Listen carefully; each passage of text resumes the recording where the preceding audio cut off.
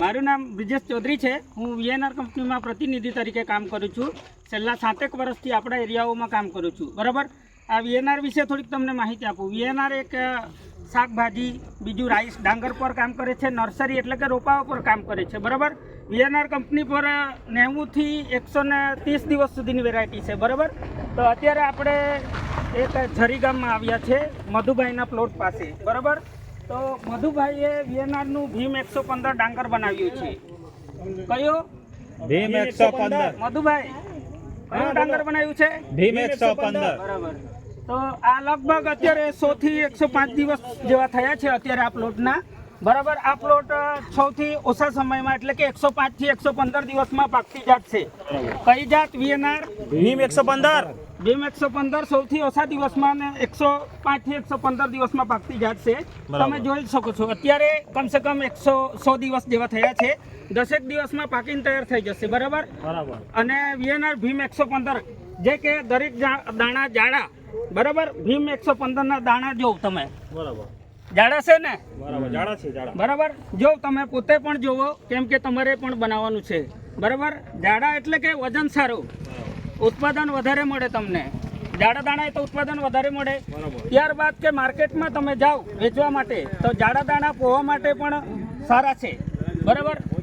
તો ભાવ પણ સારો મળે છે। અત્યારે બજારમાં તમે માનો કે નહીં માનો, આપણા એરિયામાં 450 થી 20 કિલોના ભાવ છે। ખેડૂતોને સારો ભાવ પણ મળે છે।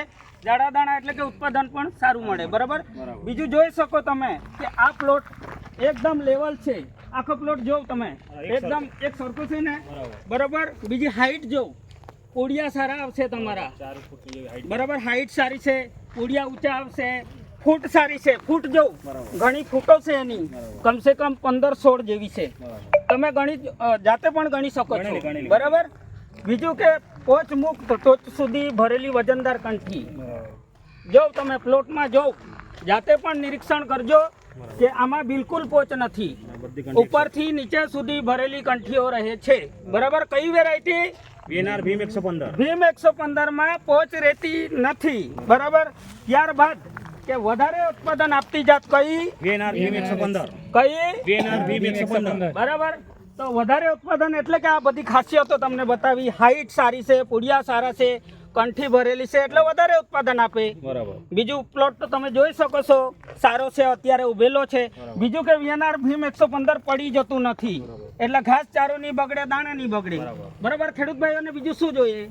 પૂડિયા સારા જોઈએ, ઉત્પાદન સારું જોઈએ, બરાબર। આ બધી તમને માહિતી મેં આપી અત્યારે પ્લોટ પર। તો તમને માહિતી કેવી લાગી ભીમ 115 ની? આ વખતે વરસાદ બહુ તૂટી પડ્યો તો બી નહીં છતાં પડ્યો, પણ નથી પડ્યો આ પ્લોટ, એટલે સારી વેરાયટી છે। આવતા વર્ષે મેં ખાતરી રાખું છું કે આ પ્લોટ જોઈને તમે બનાવશો। બનાવશું। કેટલા ભાઈઓ બનાવશો? બધા જ બનાવશું, બરાબર। આ ફિલ્ડ પર આવીને તમે કિંમતી સમય આપ્યો એ બદલ ખૂબ ખૂબ આભાર। ભીમ 115 બનાવો અને સારું ઉત્પાદન મેળવો, બરાબર। ધન્યવાદ।